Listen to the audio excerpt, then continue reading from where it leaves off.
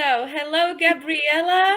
Hello from Brno to Budapest. Is that correct? That's Yes. correct. Yes. Yep. Welcome to our club for female ELT freelancers. And I am so honored to have you here today because I think I've watched you from the very beginning when you started International Language Coaching Association, somehow popped up on my LinkedIn. And you're a co-founder of that association, right? You also recently wrote a book on language coaching. So I am very happy to have you here for an interview today. So welcome. Thank you very much for the opportunity. As some of the viewers here might know, that I'm always happy to give talks and just to spread the word about language coaching. So it's one of my core missions, as a person, as a professional. So it's really important for me. True, I'm co-founder of the International Language Coaching Association. My co-founder is Carrie McKinnon, and we work in collaboration across, she's in America, she's based in America, and I'm in Hungary. So it's a really international effort right from the start. We established ILCA in 2019. And one of the key missions there is to spread clarity and depth to what language coaching is. And lately I've been focusing my energies on two key areas. One, of course, is the teacher training that we do with ILCA, and also professionally, what I'm building towards is working with multinationals, with corporate clients in Hungary. And that's where I'm getting a lot of inspiration from. And it's really exciting to see the results, the success of my clients, and how they respond to language coaching, which I'm going to be talking about a little bit later on. So yeah, it's kind of a long intro. I can't wait. I can't wait. Thank you for this intro. Let me bring you closer to us here so we can see you better and take this off. Yes, yes. We already have 3 ladies watching live. Hello, ladies. Please tell us who is watching at lunch hour. You're taking a break, I hope, to listen to more on language coaching. You don't know so much, although we spoke about it in our pre-chat interview, in our pre-interview chat, that we are very keen on language coaching here in our club, and me personally. So I'm always happy to invite more people who will speak about it and share their experience. You from the corporate world mainly. When you said you're both a coach and a teacher trainer, you have a very similar path at the moment, like me. So we share a lot. However, I don't coach people. I do coach people from businesses, but not in companies, not inside the corporate world. It's more private clients. But I'm very curious about a language coaching for business-oriented people because they are a special special category, I would say. And the ladies here in the club, several of them also teach people from the corporate world and are very keen on learning more about language coaching. So it will be very useful to hear your experience and go deeper into the topic as we always like to do here. Sounds good? Yep, absolutely. Yep. Let's dive into it. Okay, fire away. So, Gabriella, can you tell us a little bit more about how you became a language coach? Sure. What was there before, and why you became a language coach? Why are you so much into language coaching? Okay. So I took this very traditional path of completing my university studies, becoming a language teacher, and I'd always been fascinated with one specific element of language teaching, and that is how to, of course, I didn't use the word engage learners, but now that's what you would use, how to engage learners more, how to motivate them more, which is, of course, not quite the same thing. And so I started studying about motivation. It's always kind of followed me anywhere I was going. So, okay, maybe I'm doing a great job as a teacher, but, you know, how can I get the learners more motivated, more interested in, you know, somehow connecting with what we're working on, what we're doing on the topics, on the, you know. And after a while, I transferred. I was working in secondary school, college students. I was working with different language schools.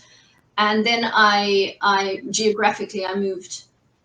And I took on creating my own language school, which I didn't really like because there was a lot of administration, all that. So I'm not really that sort of person. And then I had my children, my 3 wonderful children. So I was on and off teaching. And then I kind of found a sort of calling with private students, which was great. But I always felt that there's maybe more. And I had 1 or 2, you know, organizations that I was working for. And I really liked the business, the corporate atmosphere. So that was kind of calling me in a way. And the feedback that I usually got from my private students was that you're doing things differently, and it's really good because you actually ask me what I want to do. And I got the feedback that I'm great because I always ask them what they're interested in, what they want to do, what they need. And I've never assumed that if someone is at a certain level of English, B1, C2, whatever, then the automatic approach to continue is, okay, next level. So I never believed in that kind of boxing people into, you know, A1, A2, B1, whatever, because it's not how it works, especially above B1. So what I've noticed, so up to B1, so you get the basics, that's fine. I think language teaching is the best for that. You can't really, you know, do anything else. Beyond B1, so there's that plateau where people kind of get stuck, and it's much more difficult to motivate them. It's much more difficult to get them to connect with topics that, you know, and things get really, really messy around that stage of learning. The other one is above B2. So it's before pre and post intermediate. I think those are the 2 points where you really get quite a lot of pushback actually from learners. Like, I don't want to do it this way. I don't know why I'm learning, things like that. So you've got all these really difficult questions that they're asking you, they're asking themselves, and there's a lot of frustration, demotivation, etc. And so my answer to that was always, well, let's just work on things that you want, that you need. And it really does seem quite simple, but that worked really well. And then I heard about coaching. And in particular, there was a language coaching course in Hungary, which I took. It was ICF accredited, which means it's accredited by the International Coaching Federation. And it just completely, to say the least, it just blew my mind. So it was something like, wow, epiphany. Okay, so it's the kind of thing that happens when you meet the love of your life. You know, it's just instantly there. It's magic. It's something which really works. And I think the amazing thing about it was really just that completely different perspective of communicating with people. Yeah. And so it suggests a lot of things. It suggests, you know, a completely different level of curiosity, of trust, of kind of letting go of all sorts of expectations. So because you really don't know where the conversation is going to lead you, because you're starting with the learner in mind and not what you have. Yeah. So obviously, as a professional and as a person, you have a lot of resources, you have a lot of experience, a lot of experiences, a lot of background knowledge, everything, all the reading you've done, etc. But actually nothing can substitute what the learner actually would like. We don't know that. So the coaching is in a way a sort of bridge which is going to connect us. And in order to build that bridge, of course, you do have to have coaching tools, coaching techniques, coaching mindsets, a lot of things, but also your teaching background. So you can't just, I'm going to be a language coach, but I'm not a language teacher. For me, that's quite weird. So I don't think, so you do need to have the fundamentals, being very clear on how language teaching works. I think especially to be able to identify the blind spots or the weak spots of teaching, because it, as I said, it's great for a lot of things. And obviously, if you want to go building levels, it's the best thing to do. But when the situation is not that you've got a great student who is motivated, who is great at learning vocabulary, understands grammar, you're a good match, then you don't really need coaching because everything is working fine. Yeah. When you've got a more problematic, more complex situation, that's when coaching can support the learner, and it can also support the teaching. So it's kind of complementing it. It's not instead of teaching, it's supporting the teaching process. And this has to be really, really clear, because, sometimes educators are like, so why do you think that coaching is better than teaching? It's not better. Of course it's not. It's a different discipline. It's coming to the learner from a different angle. Kind of that's my approach anyway. So people who, I don't know, would say things like, well, language coaching is the new thing, and it's much better than teaching. I really can't associate, I can't, align my value system with that sort of talk, so that's not really okay.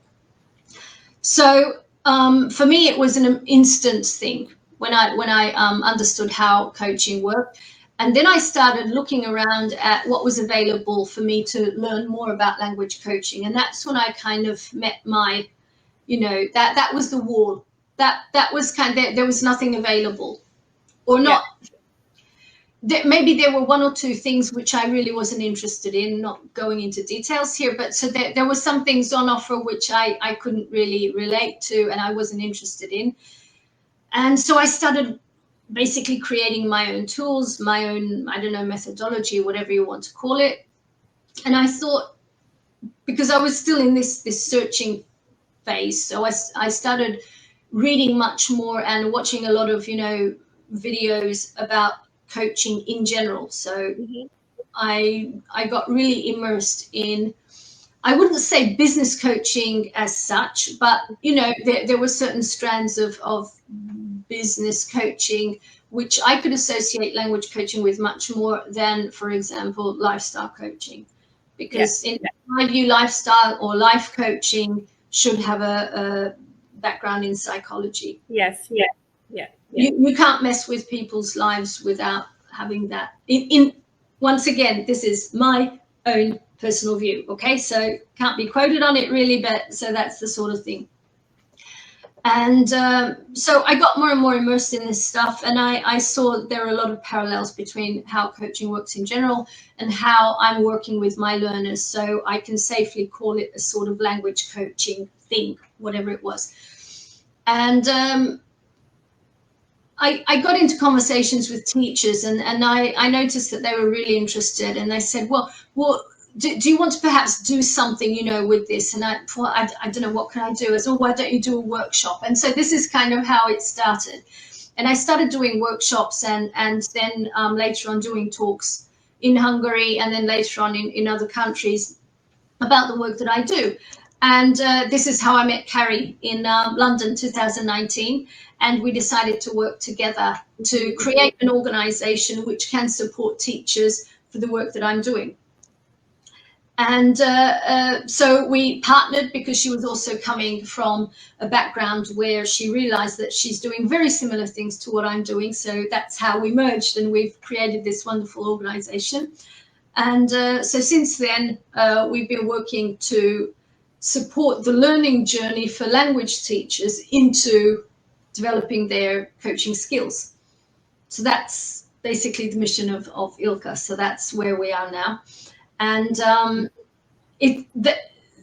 other thing that always came up was, well, And it was one of your questions too in the pre-interview emailing that we had, was that, so what kind of references, what kind of books, and I'm always stuck there because there are a lot of books out there on coaching, and there are a lot of books out there on communication. There are a lot of books out there on how to, I don't know, 10 best tips for this and that or whatever. And there are a few things now out on language coaching. So a few articles there.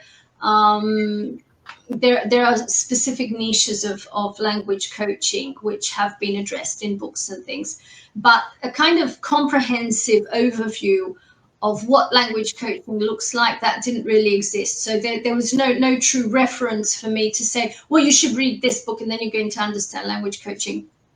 And so once again, I was at a training for coaches, and I was, afterwards, we were chatting, and this lady, an executive coach, said, well, you really should write a book about it. And, it's a really, that's a dangerous thing to say to someone, because it, puts that bug in your ear, and it starts growing.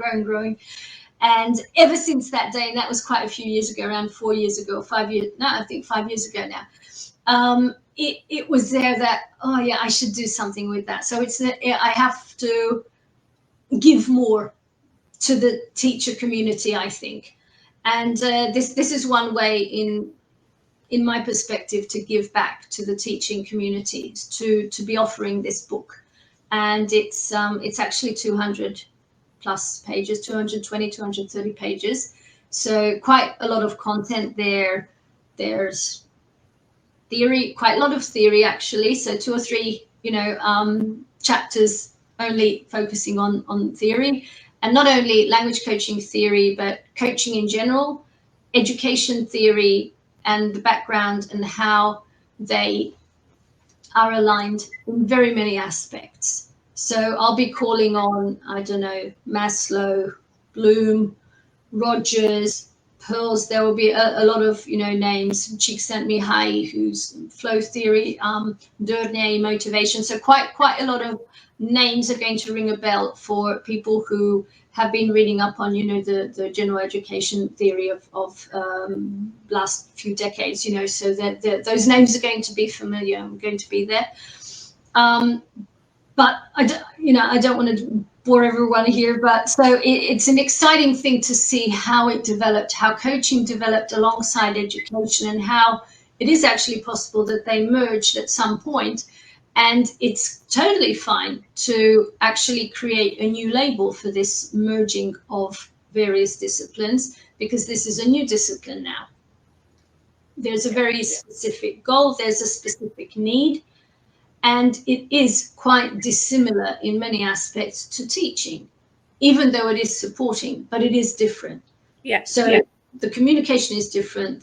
So a lot of aspects are different. Once again, I'm not going to go into it, but so yeah. So I will.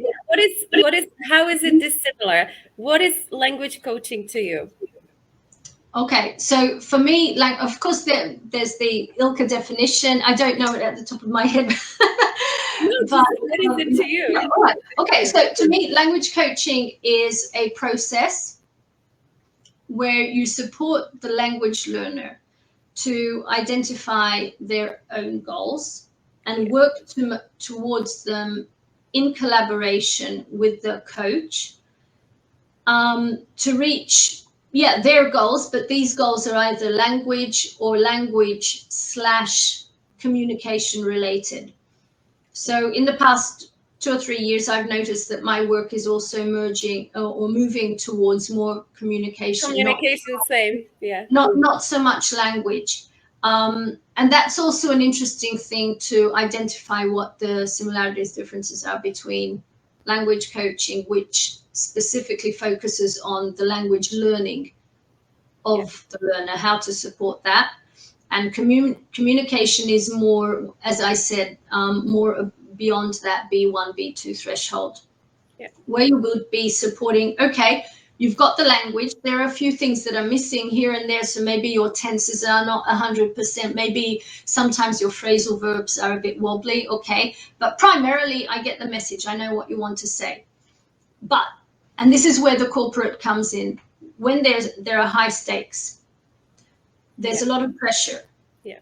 And you've got very, very high expectations from other stakeholders in the process. So your boss, the team lead, the external clients or business partners of an organization.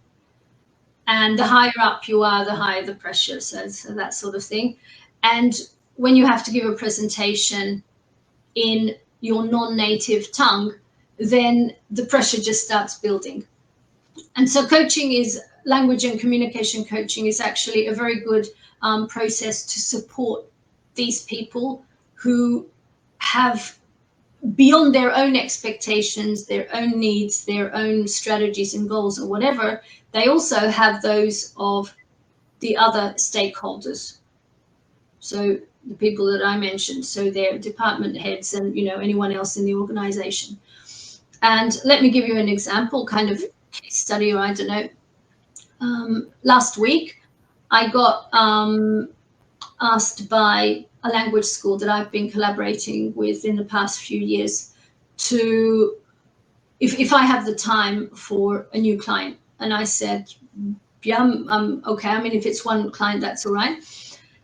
And so the process was that I then had to lead the stakeholder meeting. So the chemistry meeting, which was between myself, the prospective client, potential client, the client's department head, and I think either the HR or the learning and development head, I'm not sure. Okay, so 4 people. And we're talking about, one of the biggest organizations in the country. So I was like, okay, this will be interesting. And it went beautifully. It was fine. And what was very interesting about what they said was that they felt that they've come to the limit of what language learning courses can offer. And for me, that was such a huge, big statement coming from this sort of organization where probably, they can get whatever they want. And, from a corporate perspective, or I don't know, maybe from the language school perspective, it's not a question of how many courses, pricing, etc. It's not about that. It's about the value that is being delivered. Yes. And there's a limit for the value that language teaching courses, in the way that we understand them so far, can actually provide. So we can be giving like lots and lots of courses to a person, to a client, let's say, but their time is limited. They're not going to have 3 to 6 lessons a week, because no way, they're working 40, 50, 60 hours a week. They're not going to be able to fit it in. They just can't not. So time is limited. Money is not. That's an interesting thing, actually. So the department or the organization is willing to give money, but there's very limited time. So actually that's a factor which, when you're working on your pricing strategy, just an interesting thing. Yeah. So it's not about giving more, it's about giving better. Yeah. Okay, so that's something to keep in mind. And obviously if you're providing more value, then of course, in terms of financial aspects, that's also something which needs to grow. So you might be providing great teaching lessons, but there's a limit for that. And I've spoken to so many burnt out teachers, language teachers, that they just can't go on. They can't have more lessons because it's limited. They've already got 30, 40 lessons a week, which is incredible. I remember I did that. It's crazy. You can't do it. You can do it maybe for 1 or 2 years, but definitely not, Yeah.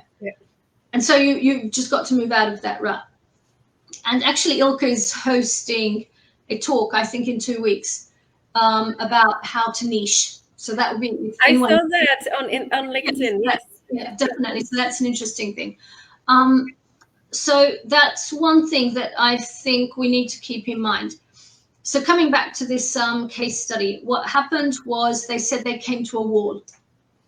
Okay, I had this detour coming back. they've come to a wall, and when they read the program, the language coaching program, they were like, yes, this is it. This is what we've been looking for. And this is the way you have to put together your offer.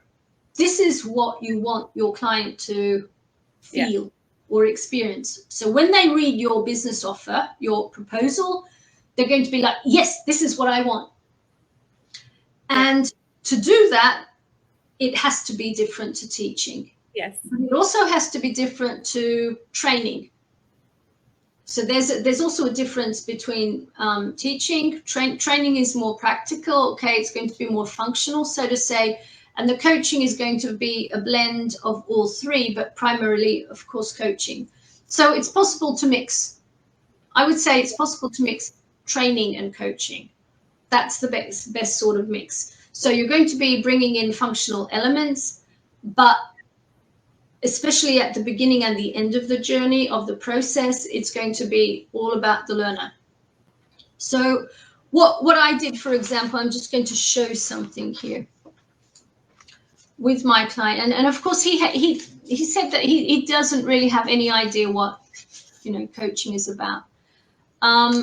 What I did was I gave him little pictures. Okay, I love working visually, especially if I'm face-to-face, in person with someone, because pictures provide visual stimulus without actually giving any hint at what, so there are no words, absolutely no words. So there's no cognitive influence, so to say, at a linguistic level, which is really great, because then you can kind of get their thinking to be, completely out of the box.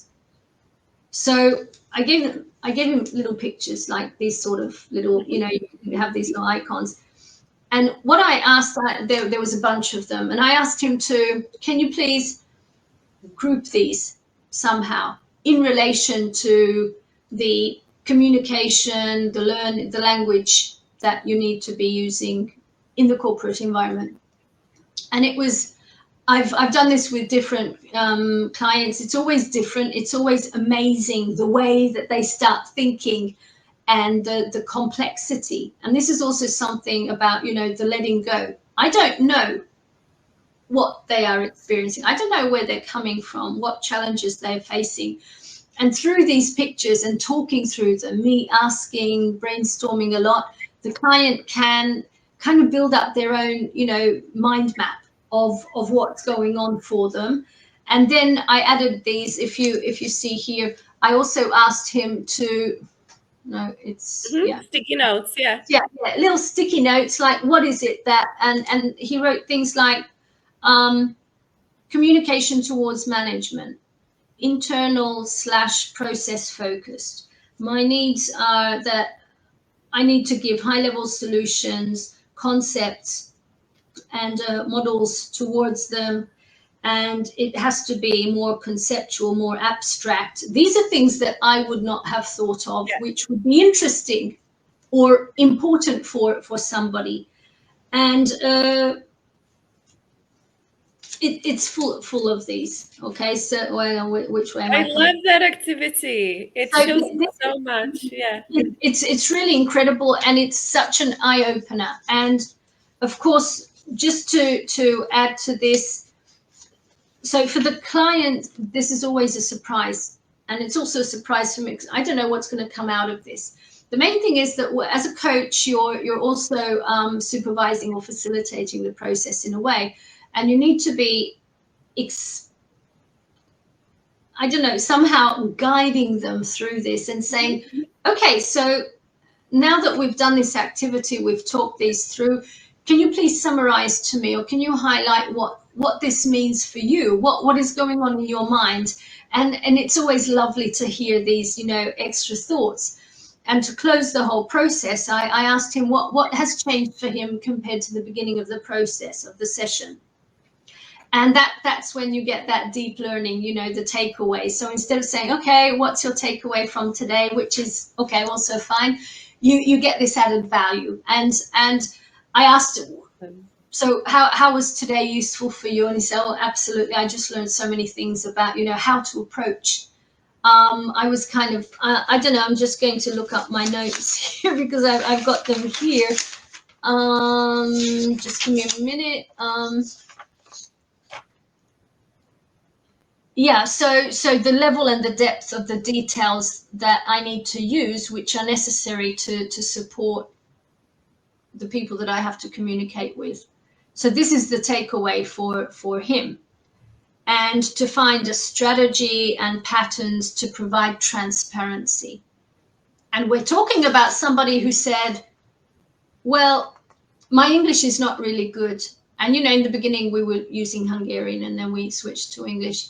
And, and you get this sort of language out of them, so it's really incredible. Obviously, I did comment to him, I'm noticing one or two language issues, but, that's not the point.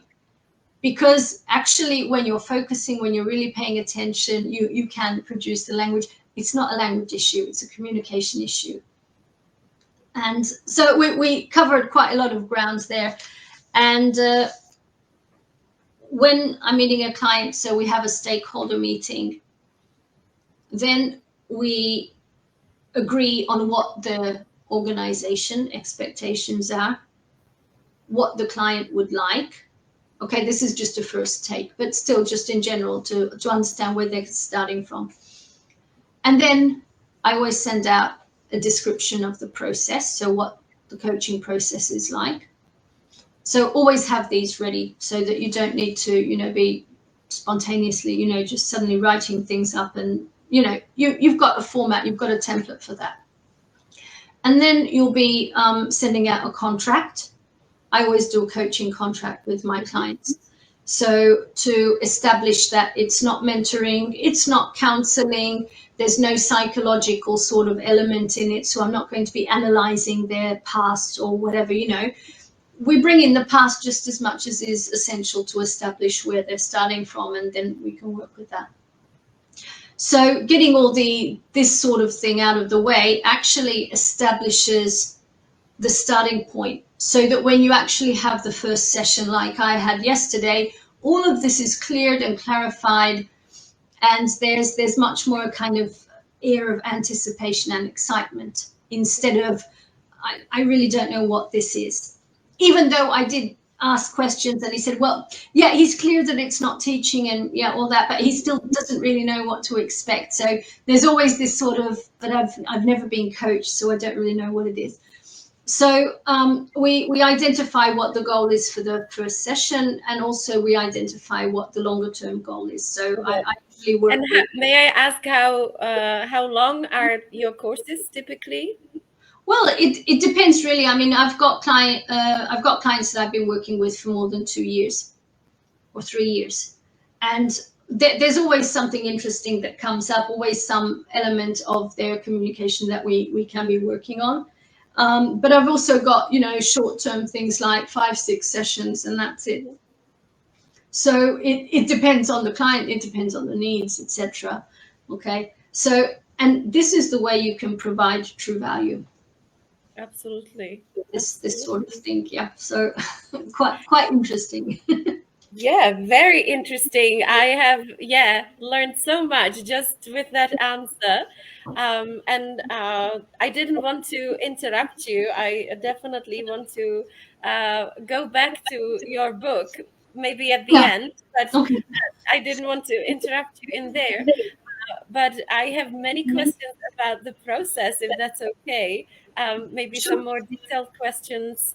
How do you start then? How do you work with their language goals as they express them in their first session, like this, for example? Well, that would be that would be the starting point. So if you were my client, okay, let's say, I would say, well, you understand that where I'm going to be asking you a lot of questions, and everything that we talk about is going to stay amongst us, so nothing is going to leave the room. When I write my report, so if I'm working with an organization, I have to write a report at the end, then I'm only going to be focusing on the language development that you have made, and not on specific things that you say, in the in the session itself.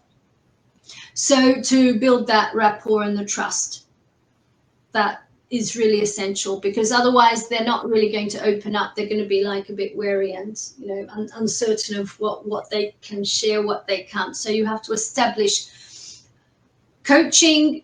If we're following ICF guidelines, if we're not, still, I think you need to be, you know, very careful of helping the learner come to terms with this process being somehow much more deeper than anything maybe they've experienced.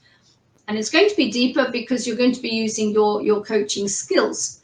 And one of the biggest coaching skills there are two big ones, but one of the biggest ones are, interestingly enough, listening skills. Yeah. The way that the quality of your listening will affect the whole conversation that you have. And, you know, as language teacher, you would say, well, I can listen well, you know, because we're trained to listen well. But there are so many aspects of listening. First thing is that we identify active listening, which is that you're not only listening for content, that's just one layer. There are so many other things. So we're checking meta communication, so the nonverbal element of the communication that you have. Is it consistent with what so if the client is saying, yeah, my English is okay, you know, you're going to see, no, it's not. That's what you're saying, but that's not what you're meaning. Yeah. That's not what you're thinking. So, and doing that for 90 minutes or 60 minutes is very, very intensive, actually. And the other big coaching skill is, of course, asking questions, asking the right questions, asking open questions as opposed to closed questions. If you ask closed questions, you're basically making them choose between black and white, yes or no. And that can close a conversation very quickly. And it's not helpful. It's not opening up things. But instead of saying, do you like if you've got, let's say you're a student who has issues with their language learning, and coaching can go parallel to language lessons. Like I've got this client who also attends language lessons. That's fine, no problem. I'm not addressing what's going on in the class. Mm-hmm. Okay, so separate. I could ask, so do you like your English lessons? And either you're going to get a yes or a no. But if I say, how do you feel? What's your perception of your language lessons? It's going to bring so much more richness into the conversation. Yeah. And you have to continuously concentrate on these things in the coaching session. Also, not to give advice. So when you hear, well, I have problems with learning words. Oh, I know what you should do. I think you should do this. Not coaching. That's not coaching. Okay. So, and teachers have this in them, which is great. Yeah. That's what we're all primed for, where we're trained for helping. We want to help. We want to give so much. But what I've noticed, something that I try to explain in the training sessions that I have, is that it's sometimes when you give, you actually take away. You're taking away the opportunity for the client to identify the options, to make decisions, and to take action. Yeah. And these three things are just so very, very critical. Because if you're doing all this instead of them, you're passivizing them in a way. So they're going to become very passive. And I think this has become one of the biggest issues. And education in general has moved in this direction so much. So the teacher is doing so much that actually there's very little that the learner has to do. And once again, this is not because I'm pushing teaching down or education down and pulling coaching up. It's not about that. It's just, general trends. And what we want to do is to bring back some of that control and responsibility towards the learner. And this is not a new thing. So self-directed learning, which is not the latest and newest sensation in teaching, in education, it's been there. Also the different motivation theories, working with intrinsic motivation instead of extrinsic motivation. So there are a lot of elements. Read the book, it's all in there. So We will. We will. Where we can buy it, and yeah, that will be our book, because nobody, like, we don't know where to go, just like you didn't. Yeah, exactly. So it's kind of like, what I usually say is, if I could draw, a square, I would say the teacher is on one half, like in a tennis court, and the client, the learner, is in the other half. And what we have in between is this sort of empty space. And usually the teacher tries to fill that all in, coming closer, and, But what we want actually to get more into the classes, we need to step back. Yeah. Why? So that the client can step into that space. And I think that's a pretty good metaphor to physically try to imagine what coaching is about. It's about stepping back and giving the space, and also the time. So the time and space for the learner to think for themselves, to think about themselves, about their learning environment, about their strategy. Do they have strategies? What's a learning strategy? Has anyone ever asked your learner what they think of learner strategies or learning strategies? Most of them, no idea. The teacher just throws it on them. Yeah. And things. I think the more practical side of coaching is like, okay, by the end of today, let's create an action plan for you. Yeah. Goals, times, motivation, distractors, deadline, things like that. And it's just giving them a different kind of framework. So it's not about, okay, I don't have, I do have, okay, we're going to go through this book. Okay, I'm not showing because I don't want it to be an advert. Okay, so we're going to go through this book. This is our plan. That's not a plan. That's part of a plan. Yeah. But it's not. So, and I think this is where it can go wrong sometimes, that we build ourselves these content-based plans, but actually the learner should be bringing the content, or we should be supporting that with books, with websites, with whatever. Sure, we can bring in our ideas and tips, but I think everyone has, a lot of people have access to Google. I don't want to deprive them from finding their own, like, I'm learning German. Not that I have any particular goal, but because I want to challenge myself. And I as a coach, I want to see what it's like on the other side. Oh my God, it's incredible. Anyway, I'm the worst language learner, by the way, but I know why. I know exactly why I'm the worst learner, so that's good. But so what is really important is that we want to give our learners the chance to look around, discover, explore how many different options are available for them. So if I say, I'd like you to find a website where you feel okay learning, practicing vocabulary, whatever, I'm not going to give them 3 options like you can this or that, but I'd like you to go and check them and see what works for you. I'd like you to spend 30 minutes, that's your homework, 30 minutes exploring the different options. And then in the coaching process, when you come next time, we're going to discuss the pros and the cons, advantages, disadvantages of each of them, what works for you, why it works for you, how it can save you time, why it might not be the best choice for you. Like for me, that would be the first thing that I would say, but I don't like working online. End story, okay? But if a teacher says, I want you to choose 3 websites, these are 3 websites, I want you to choose one of them and start working with it. Very often the learner doesn't have this, but I don't like working online, or they're just going to say, well, the teacher told me, so I have to choose one. And there's going to be a lot of frustration there because they're not wanting to tell the teacher that they actually don't, they're more paper-based, or they just like to have more conversation, and I don't know, anything. So it's also about one key aspect of coaching is building a partnership. So having that level of trust when, for example, I say, well, how would you like to, instead of saying, here are 3 websites, I say, how do you feel learning is best for you? Yeah. That's a completely different, it brings in this partnership. It's not like me telling you what to do, it's this.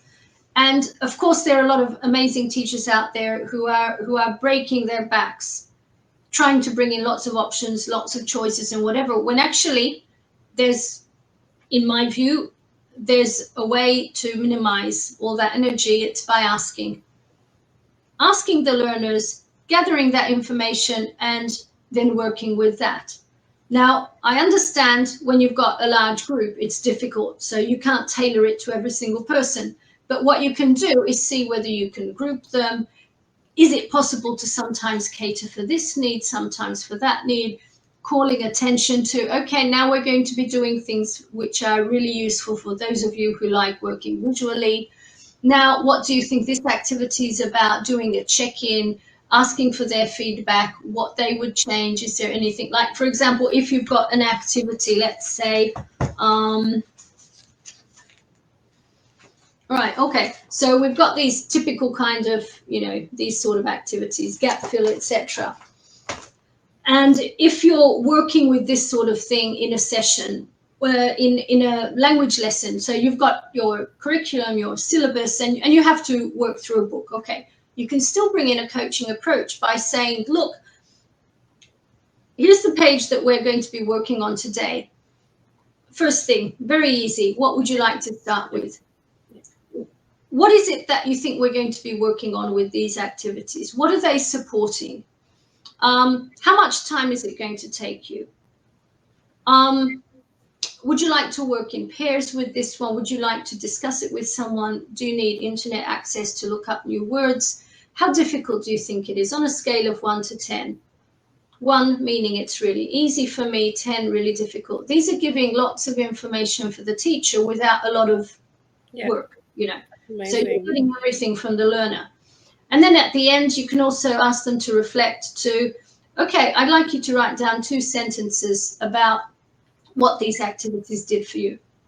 Now, you don't have to do these all the time because obviously these are time consuming also. But occasionally when you see that there's some uncertainty or something, also if you see that they're really demotivated, you can say, okay, now you're the teacher. I want you to, just roles. I want you to teach your peer. I want you to be the director or the, I don't know, whatever. Also, so changing the focus of what an activity, working with an activity actually is. Mm-hmm. So it's not only, excuse me, it's not only about getting the job done, getting the task done, but it's about creating awareness around the learning process itself. I love it, Gabriella, because that also goes so much with our motivation and our emotions around learning the language, because then they are so much more connected to it because they are taken inside. They are part of the process and decision making. Love it. Yes. Yeah. And this is what partnering actually means. Yeah. So it just creates a completely different level of getting more in touch with, and we've got this engagement, involvement, so all these, I'm not saying buzzwords because that kind of devalues them, but so these very, very key issues in language education at the moment. And I think it's just one of those things that you need to be focusing on, looking at, and I think it's just about being a learner-led process. And how they understand it. So what works for them?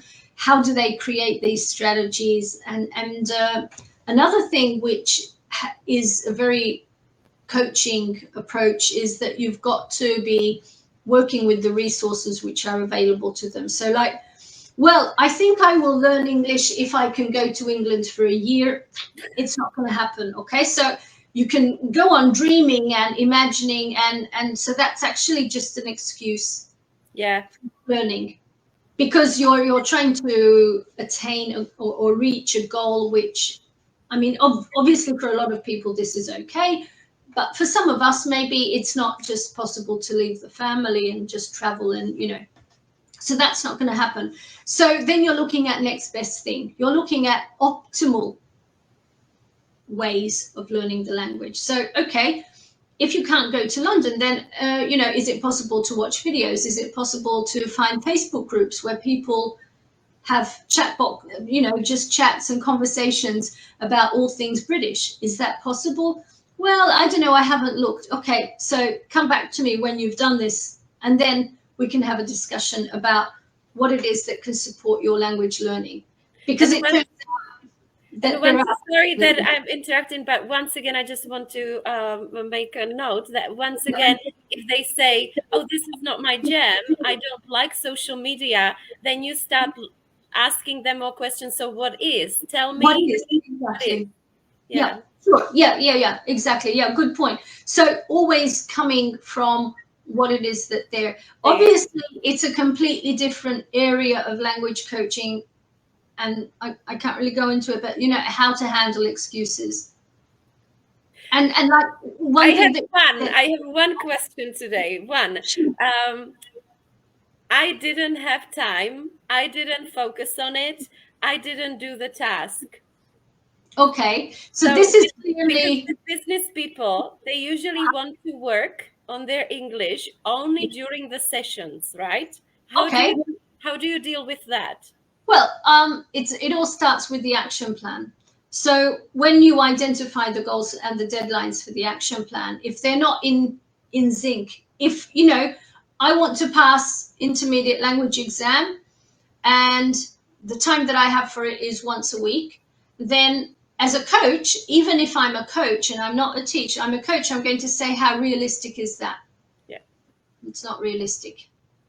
Then clearly you can say, well, can we find a goal which is realistic for that time frame, or do we need to increase? But then I'm going to call you out and I'm going to make you accountable for that. Every single time I'm going to say, if you haven't done it, that I'm sorry, you're breaching our contract. You promised, you said that you would be doing it. Now, if this is not happening, we're not being successful. I'm being paid for you to be successful. This is not working. So I'm pushing the responsibility back on them.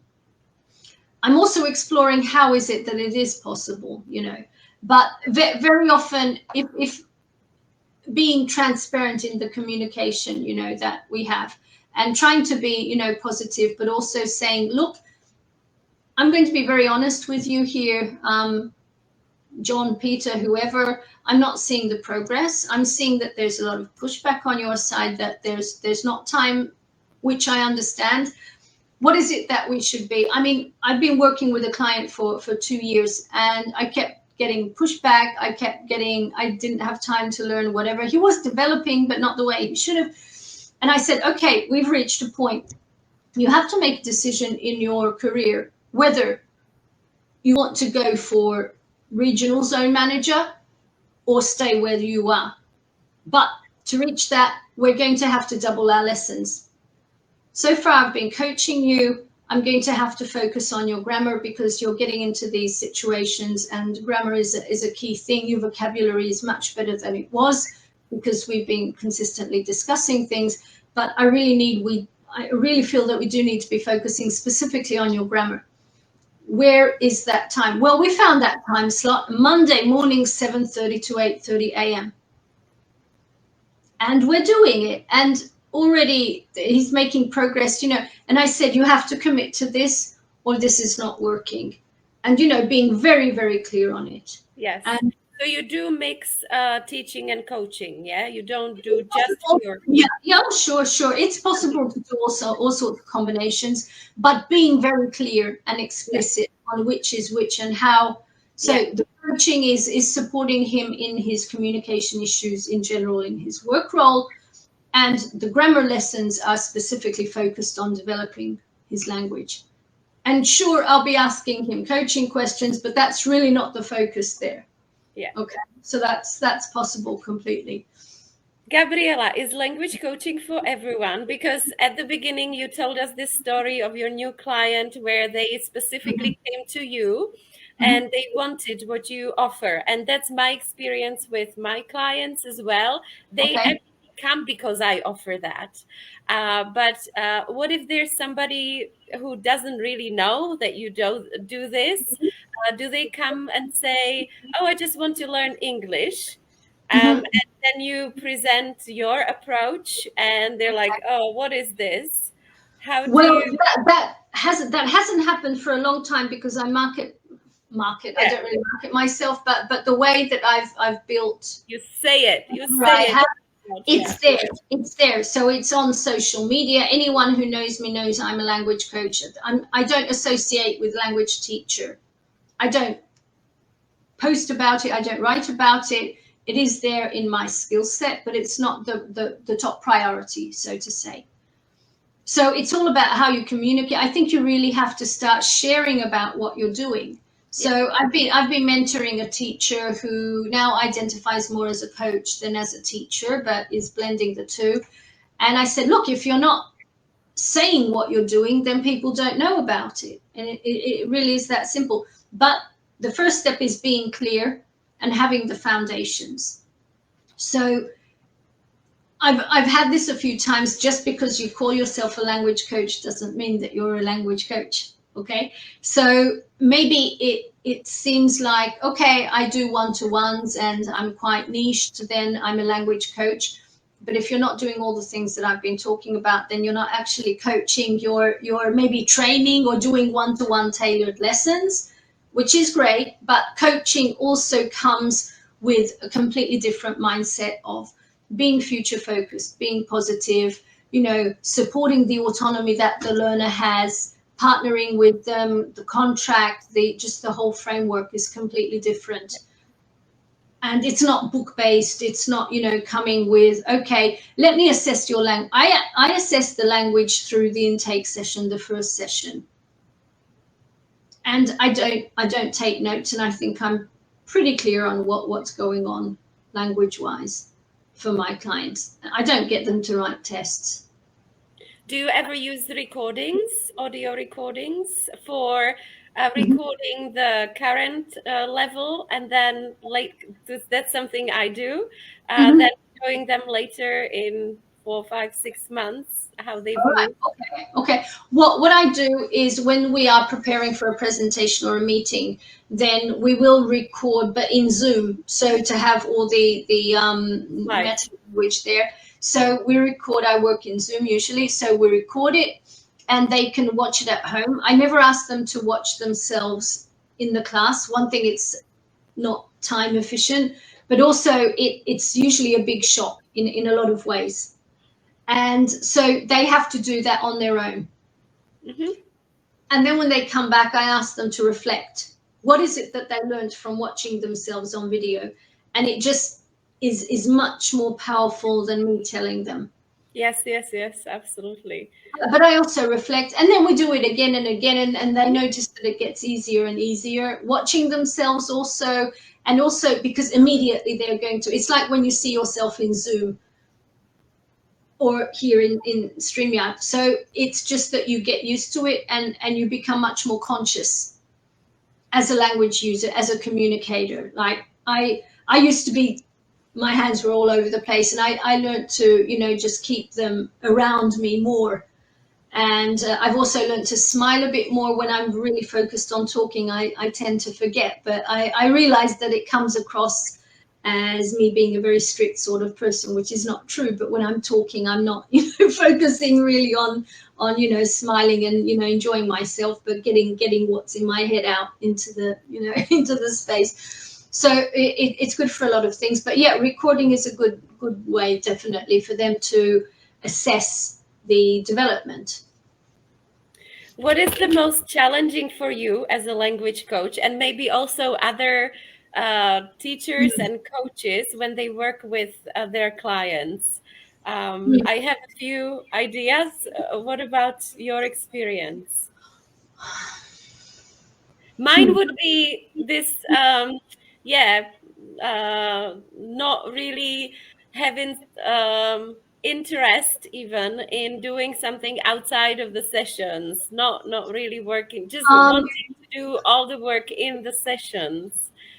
Well, I think that just has to be very clearly communicated, that if they're not putting in more, then I can't be doing the learning for them. The learning cannot really happen in the class, because the learning that you have in the class is more about absorbing information or practicing skills. But learning itself is a longer process. Actually, the coaching, they say that the coaching also mostly takes place between sessions, because they leave with a lot of things on their mind. And the magic of coaching happens between the sessions, when they start thinking about it and something clicks, or they get something, some kind of thought starts going on for them. And when they come back, that, yeah, I was thinking about this, and what I realized was, now that's when there's a new learning point. That's where there's going to be some new inspiration for them to start working with, and for you as a coach to start working with. So that's important. So it's like they're taking away the opportunity. I mean, I don't know, I don't want to go into theory again, but there's the Ebbinghaus curve, which is, the curve of, the forgetting curve, or the learning, or whatever. And you've got this, if you don't deal with something for a week, you minimize the chances of remembering it by about 90%. Which is, I mean, what you can do with corporate clients or business learners is say, okay, now imagine you had a project. You've got a 6-month project, but you only deal with it once a week, 1 hour a week. How much progress is that project going to make? So you can refer to things in there like zero. Zero. In 1 hour, they can check emails, they can see what they should be doing, complain about how things are not working, and that's the end of the meeting. And you do this every single week, but you're not actually doing work. So you can get them to move into a place which is familiar for them, and to recognize that what they're doing is just so not okay, Or the same with, I don't know, younger learners who, I'm just trying to think of an example for younger learners. Okay, imagine that they play in a group, they play the guitar or the drums or whatever, and they practice once a week, 1 hour, but they've got a big concert coming up. What's the thing? Okay, what's going, or you're learning to drive a car. That's maybe even better. And you only drive once a week, but half of that is complaining about not having more time to be actually practicing. So, it just sounds really absurd. I love this comparison to their own life situations. It must help so much. That's so helpful. Right. Okay. So language coaching is for everyone, right? It can be. Yes, I think it can. It's just about, different levels. And once again, bringing the coaching in for what the learner needs it for. So if it's to gain communication, if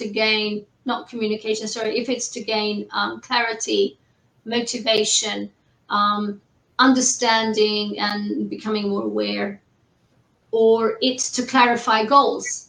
Sometimes people are not clear on what okay, I want to learn English because I want to be better. That's not a language learning. So you've just got to explore and go deeper with that. So coaching is great for that. Okay. Gabriella, here we are 1 hour later. Okay. Your book. Tell us more about your book and where we can get your book, please. Okay, so at the moment we're in the pre-order stage for the book, so it will be out in a few weeks. Now, what I don't know is whether I can share anything here. You can, but I can also share later. But absolutely. Okay, then I'll send it over. I'll send the links over. Okay. Later. I actually shared with the ladies the link to your book. Okay. So they do have it. Yeah. Maybe you can tell us at the end of this what we will find in your book. I know you said there is some theory, but there are lots of practical tips, I suppose. So, okay. So there are 2-3 chapters purely theoretical. Then I go into, so what language coaching actually is. So there's a description, there's a definition, there's a lot of processes and sessions broken down into detail so that you get a taste or an understanding of what it actually looks like. So there's the framework and the structure, and also I have case studies, I have specific coaching conversations.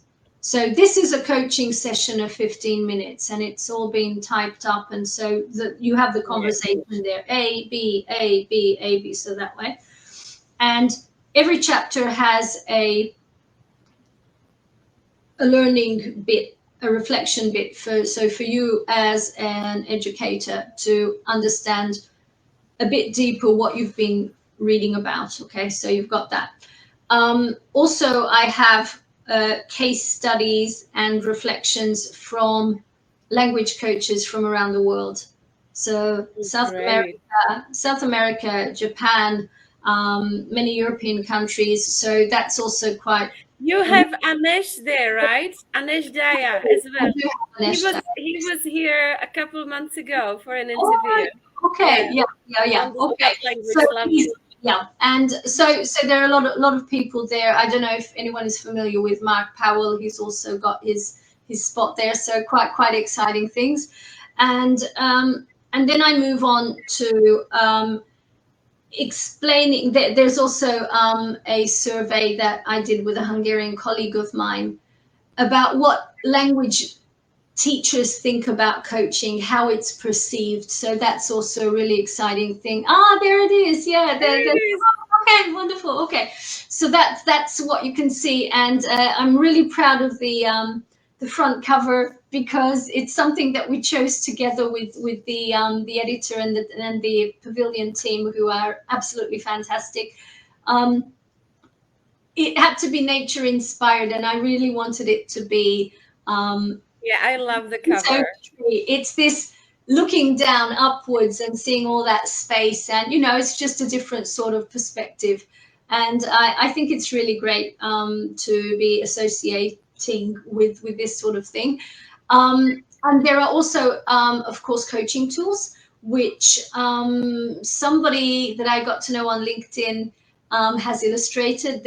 We've got some amazing illustrations there by Chris Morgan, who specifically created these coaching tool illustrations for this book. So that's in there. So lots of practical takeaways, how to use the coaching tools, when to use it, what's the target audience for that sort of thing. General coaching tools, also business coaching tools. So that's really cool. And also at the end, there's a kind of a test for how much of a coaching mindset you have. And it's also really good because there are a lot of, open questions, and it's a kind of a test. So really interesting. So actually, I think it's really complex. There are quite a lot of different approaches to this topic, and I really hope that it's an enriching experience for anyone who has a look at it. So. And we will all get it, Gabriella, because there is nothing out there. So thank you for writing this book. Thank you very much. And I mean, what I can say, of course, join the ILCA courses because we go through it all the time. But also, I'm really happy to do in-person workshops, to full day, half day workshops. I think it's a great. I'm going to Brno in October. You are? Okay. I am. So we have to put something together. So I'm very happy to do. That would be awesome. Then. Yeah, so we'll discuss that later on. Okay, so. Yes, we will. Okay, fine. Amazing. Gabriella, I'm watching the time. You need to go. I've got to go. Yes. Yeah. Got to go. Otherwise, I would ask you so many more questions. But I think you've answered a lot of my questions without me asking them here. Knew my questions. So much value in like the little details for me, and I hope for the others who are not so familiar with language coaching, the bigger picture. You managed to do both, the little details and the bigger picture. So thank you so much for openness and willingness to share so much from your work. And yeah, we need to do something together. Absolutely. We do. I'm looking forward to it, and hopefully anyone listening this is already excited about it. So in autumn, definitely we've got to. I love Brno. I really love it. It's a fantastic place. So yeah, definitely. All right. Okay. Gabriella, thank you so much. Thank you for taking the time off during the day.